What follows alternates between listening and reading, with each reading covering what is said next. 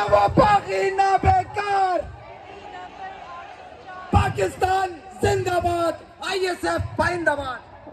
अब मैं आपके सामने इंसाफ यूथ विंग के सूबाई सदर सोहेल आफरीदी साहब को बुलाऊंगा कि वो आए और यूथ विंग की नुमाइंदगी करें। सोहेल आफरीदी साहब।